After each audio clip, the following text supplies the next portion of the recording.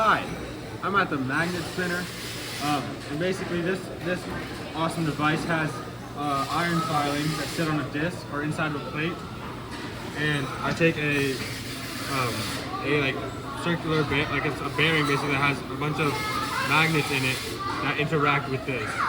So if I take it and put it underneath it, you see it makes separate spikes where the magnets are, and if I turn this like this, you can see those moving along with the magnets as I spin it underneath it. And you can see as I move it like this, they follow it along as well. Very cool, very interesting.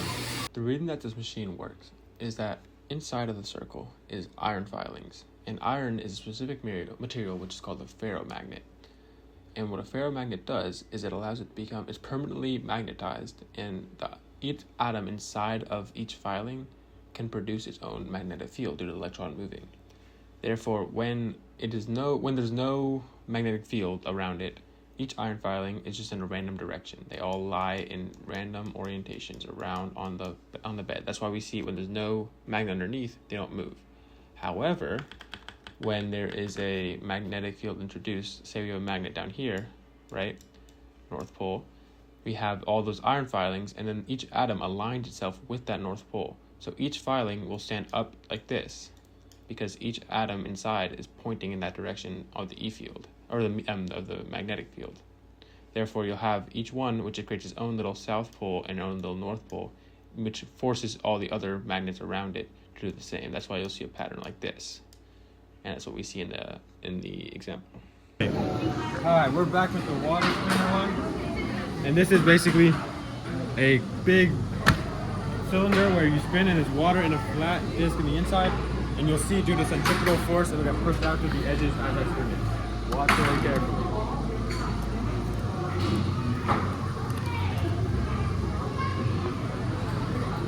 Awesome. Okay, so in this example, we're examining centripetal force as well as a little bit of fluid dynamics.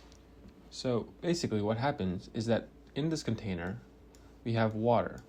And an interesting thing about fluids is that they're always perpendicular to the force acting on it. So when in initial state, the only force is gravity, and gravity is going downwards, so therefore the water is perpendicular to that, and it stays like this, right? Now, as we spin this faster, the water starts to make a shape that looks more like a parabola, right? At first like this, and then as it goes really fast, it starts to go through the bottom, the parabola goes through the bottom of the container, and it looks kind of like that. So what's happening here is that since the force is no longer only gravity, the net force also has to take into account centripetal force, which is coming out like this.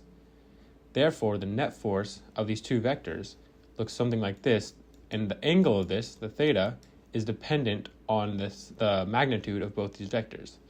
Therefore, as this vector increases, this gets more and more steep. Therefore, the steepness of the parabola, of the angle of the parabola, also gets steeper. Hi, I'm back with the vicious cycle machine. Basically, this is a motor that's powering a large set of gears, and eventually we'll squeeze that vise and break that glass container. And here is a great example of like torque or power transfer in between gears, and taking into account different radius and their relationship to the velocity of the gear. Okay, this example explores gear ratios. And a gear ratio is basically the transfer of power across gears, as long as power stays constant.